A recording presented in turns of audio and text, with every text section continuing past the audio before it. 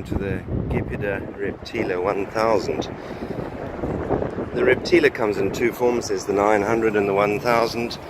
They are pretty much the same, other than that the 1000 has bigger wheels. So this has the 700C wheels, so it probably suits a taller person. A shorter person might prefer the smaller wheels of the 900.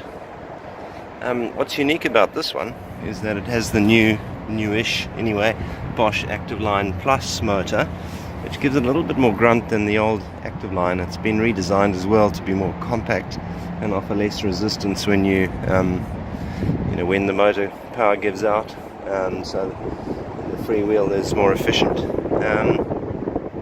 And importantly, now in New Zealand this bike is limited to 32 kilometers an hour, so it's the US market design limited at 20 miles per hour, which is 32 in our metric system. It makes a substantial difference. I've always felt with the 25 kilometer an hour Bosch motors that you felt a bit ripped off, and that it just cut out really when you just felt you were getting going. So the 32 is a speed that you could sort of cruise along at all day, not feel that you were being ripped off with speed or anything like that. And for the sort of bike that this is, it's perfect really. You don't really want to go any faster. It's kind of not designed for that. It's not a sport bike. It's a practical commuter and go to the shops type of bike. Being a step through makes it really practical for male or female. You can just hop on and hop off. You don't have to swing your leg over the back or anything. The battery positioning here means that it's better than it being there, which would get in the way when you're trying to swing your leg through. So I think it's really a practical bike. It feels like a quality bike. It's got nice puncture resistant tires. It's got a reasonable light on it. It's got this nice Bosch display, which is always useful. It tells you your range and things like that. The lighting is built in. A very comfortable seating position, suspension seat post, which just gives a little bit more give. Obviously very comfy, sort of broad saddle as well, which suits this upright riding position. The rear racks may be a little bit small, but if you get the right sort of panniers for that, that shouldn't be a constraint at all. Very typical in this sort of bike, the SR Sun Tour forks, they again felt plush enough and comfortable. I was very happy with the ride quality.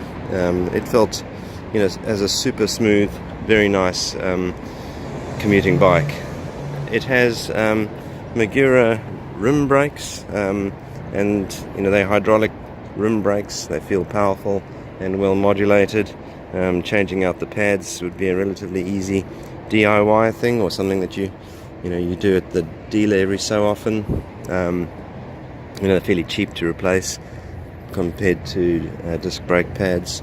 It's got built-in lock. So this is a not sure what brand this is. Let's have a look. It's an Bosch one, so it's a quality lock. You can only take the key out. Actually, no, I lie about that. You can take the key out at any time.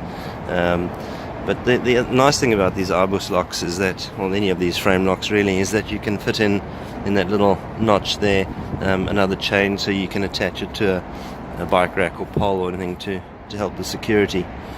The only thing I didn't particularly like, the Nexus hub motor, the hub gears.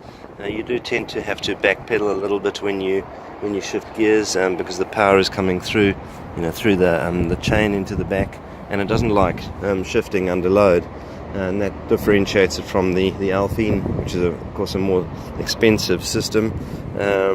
So it's kind of okay, but that's one thing just to be aware of. I'm sure you'll get used to it after a while. It has 8 speeds on the Nexus system. Some of them, the Nexuses, you can get them in 3-speed and 7-speed. So this is the better one with 8 gears. It felt very comfortable. It could pretty much go up any hills I wanted it to, within reason. It's not going to be the world's best hill climber by any stretch of the imagination. Not with this Active Line motor. It's not intended like that. It's intended to be a city cruiser. Most of the things that you do, in New Zealand cities, it'll do. If you live on Baldwin Street in Dunedin, or Liverpool Street in Auckland, maybe you should think of something else, but otherwise it'll do you just great. It's a really nice, well put together bike.